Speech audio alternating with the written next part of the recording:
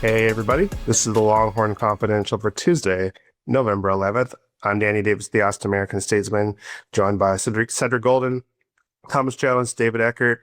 Texas Longhorns, they were on a bye last week, but they are back into the fires this week, heading down to Athens, Georgia to play Georgia. At the time of recording, Georgia is number 5 in the college football playoff rankings. Texas is number 11. There's a chance by the time you listen to this, Texas may get bumped up to 10, depending on how much the committee wants to drop BYU after their loss to Texas Tech this past weekend. But regardless, this is the 5-11, 5-10 matchup this weekend. Losers probably out of the SEC title chase. A winner gets to stay in and chase our friends from College Station in Alabama. But this loss could also kick Texas completely out of the college football playoff, race because of a three-loss Texas team. We tough to get in, but that's a different story for a different day. We're here to just talk about Georgia, Texas. Eck, we're going to start with you. What is one thing that Texas has to do this weekend in order to beat Georgia? They have to do what they did to Diego Pavia, and that's turn a really slippery, elusive quarterback into a guy that you can get after. They have to sack Gunnar Stockton. Really, they have to find a way to engage a pass rush that, after last week, is tied with those Aggies as the top unit in the country in sacks per game. Something that they did last week was they got really creative with Brad Spence, and where they were positioning him. You saw him with his hand in the dirt on the interior and kind of really spying Diego Pavia from that position. We'll see what they end up doing schematically to try to keep Gunnar Stockton in the pocket, but they're going to have to create negative plays on defense. Easiest way to do that is to sack the quarterback. That was one thing you're looking for the Longhorns to do if they plan on, getting out of Georgia with a win this weekend. They had a block. They've got to open up some holes for Cedric Baxter and Quintravian Weisner. In these two losses last year, 60 yards rushing on 55 carries.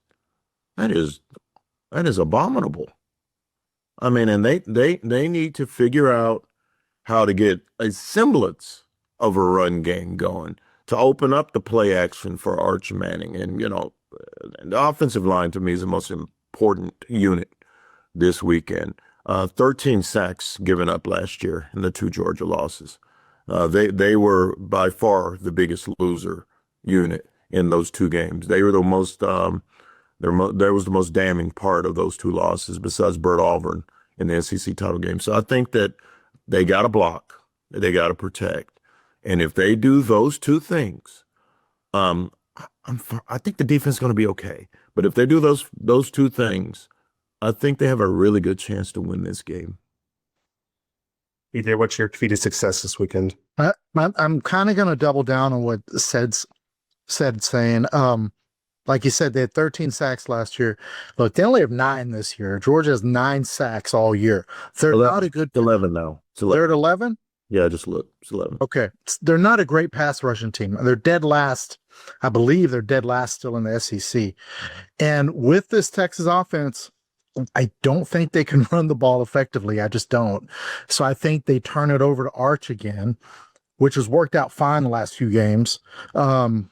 Protect Arch, you'll be okay. But somehow Kirby Smart always devises some schemes to get to the quarterback, and he did it last year. And can they scheme up pressure on Arch? If Texas can negate Kirby Smart's schemes, Texas offense will be fine. I think the past 2 weeks, you've kind of seen Texas get off to really good starts. You had the 60-yarder to Ryan Wingo, which set up a nice, quick little touchdown run for Arch against Mississippi State. And then against Vanderbilt, 75-yard touchdown, first play of the game for Texas. They need to get off to a quick start. And then most importantly, they need to not put their foot off the gas. This Texas team sometimes tends to get a little conservative down the stretch, be a little cute, and then Vanderbilt all of a sudden is rallying from a 24-point deficit and becoming within an onside kick of making things really interesting at DKR. This Georgia team is not the Georgia team of years past. They've actually trailed in every one of their SEC games except for one, the Kentucky game, which Texas led Kentucky back into that game, as Thomas said, no, from a very long night in Lexington.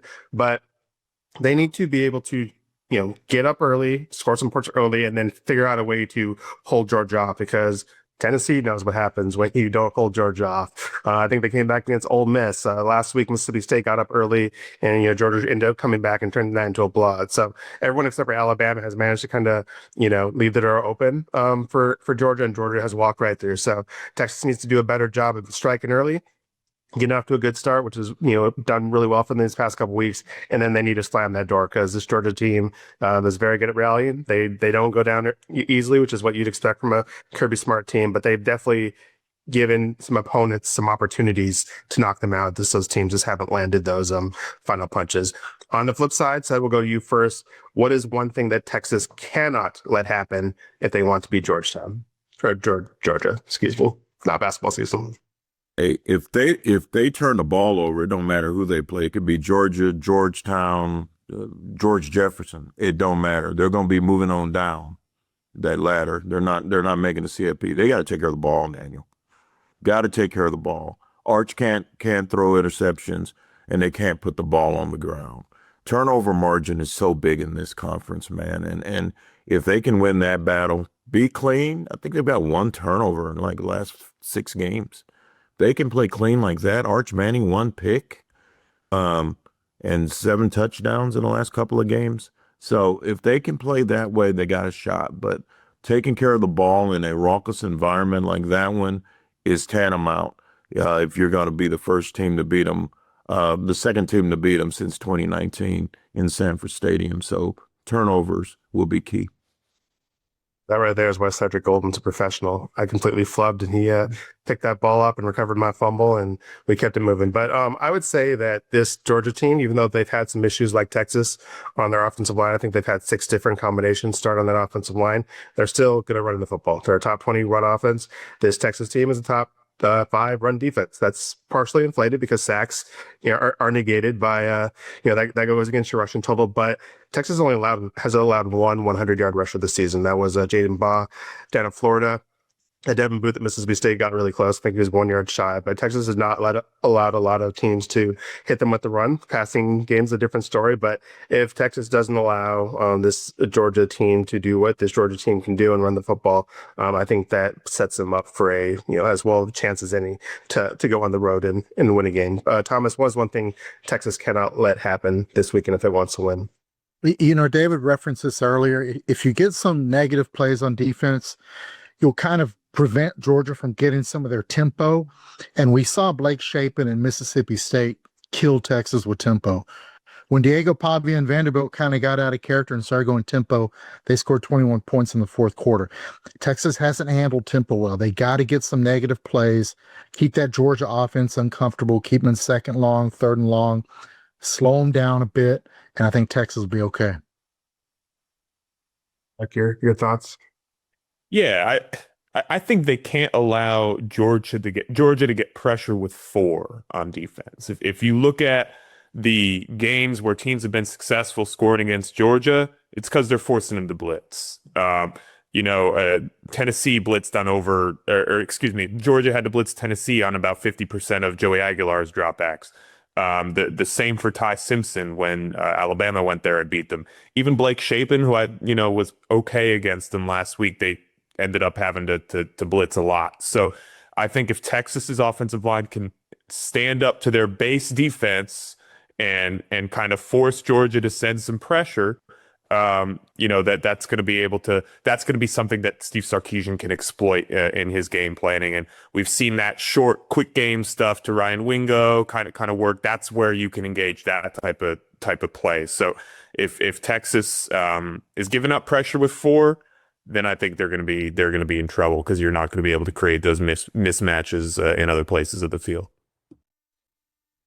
Before we get out of here, let's get some picks then. I believe Texas, last time I checked, was about a 6-point underdog in this game, which is kind of a high line for a Texas game. But Eck, we'll start with you, our resident Texas hater, I guess, according to our comments. But who are you picking? Are you picking the Dogs or the Longhorns? Come on, Eck. I got faith in you. I'm taking Georgia, and if you followed my picks at all this year and you're a Texas fan, that should make you happy, because I've got no idea what this team is going to do on any given week. And I've been saying this all year. They've just I've got no feel for it at all. But I'm gonna take Georgia. I think they got the better quarterback. I think they got the better running game. I think the defense is comparable, and they don't lose at home. So give me the Bulldogs in a close one. You did. I'm like Eck. I've missed picking the Texas game for the last 5 games, so I'm going to keep Texas fans happy and go with Georgia. I think Kirby Smart, just he matches up well with Sark. I think he schemes against Sark well. I think Georgia will do enough to win between the hedges. What'd Kirby say? They're hard to kill. They're hard to kill. I think they'll survive this weekend. That I can't do it. Georgia's going to win this football game. They just don't. Oh, sad. I was relying on you. They can't. I know, man. I think that Texas has done great to get back in this race, and I just don't know that they can play near perfect football in that environment. That Arch Manning can play a second straight really good game on the road. I think it's going to be close. If I was betting point spreads, I could see Texas playing them under 6.5 points or whatever the spread is. But I'm taking Georgia to win this game by 4. I said before the season that I thought they're going to lose this game. I'm going to stick with that prediction. So I guess we can call us the Athens American-Statesman since we're all picking the dogs this weekend. But Very good. I just think that you just look at the way Texas has played on the road. They lost at Ohio State. They lost to Florida. Those were their 2 toughest road games. Kentucky and Mississippi State, their other 2 road games. Texas had to go to overtime to beat 2 teams that they're just much better than. Georgia is better than Kentucky. It's much better than Mississippi State. I just think they'd be on the road. If this game was in Austin, well, I can't say that they'd look better because Georgia came in here last year and won by 15. But I just think that Texas, maybe the road ends here, or maybe we'll come back here and talk about maybe how if they go 2-0 and beat the Aggies, they could sneak in the playoffs. But I just think this Georgia team is a better team, and they're at their house tonight, which is a tough place to play. And I'll just stick with my preseason pick and not get too cute, even though I think it's maybe the first time I picked against the Longhorns this season. So, but I guess and if all else fails, Kirby will cheat. So I mean, he'll cheat if he has to. Yeah, that's clapping. That's clapping. Yeah. All right, let's get out of here before we get ourselves into some more trouble. We just got the Georgia fans on our side. Now we said right back against them. So watch that comment section. But we're gonna have plenty of coverage of this game throughout the week on statesman.com. There's a lot of stuff on our website. It's basketball season, so TJ has the men, I have the women. Texas football playoffs are getting started, so Rick Cantu, Colby Gordon, go read all their work. Tony Catalina is doing a great job with the A&M coverage of the Aggies, so we have lots of all sorts of stuff over statesman.com. Seth's Corner newsletter came out this morning. If you want to read about Michael Taft and him getting back, we have our daily Hook'em newsletter, which comes in every day. You can sign up for those 2 newsletters on statesman.com. We have the On Second Thought podcast, which comes on Thursday. And normally it's Cedric Golden, Kirk Bowles. Those are 2 heavy hitters, but we got an even heavier hitter this week. Seth, who's coming on to chat with y'all this week? We got the Mouth of the South. Paul Feinbaum is coming on this week. I actually just interviewed him Tuesday morning because he's so busy, and he makes the case that a 3-loss Texas team might get into the CFP. Check it out and see what he's got to say. I am Ball is nothing if we're to the SEC. That's what I was gonna say, but I think he's right. I think they get in with 3 losses as long as they're not. Keep us away from hoops for at least a couple of more weeks after that. I mean, I don't mind covering a playoff game. I know you guys don't. Don't let our guy Vic Schaefer hear that last comment from you. But love Uncle Vic. Plenty of time to cover the ladies. I'll see you soon, Vic. Trust. I'll see you soon. You did do it for us. We appreciate you watching on YouTube, listening to us wherever you get your podcasts. We will see you all at Sanford Stadium this weekend, 7:30 East Coast time, 6:30 if you're watching at home. It's an ABC game, but we'll see you at the stadium. If not, we'll see you next week for the Arkansas game. Deuces.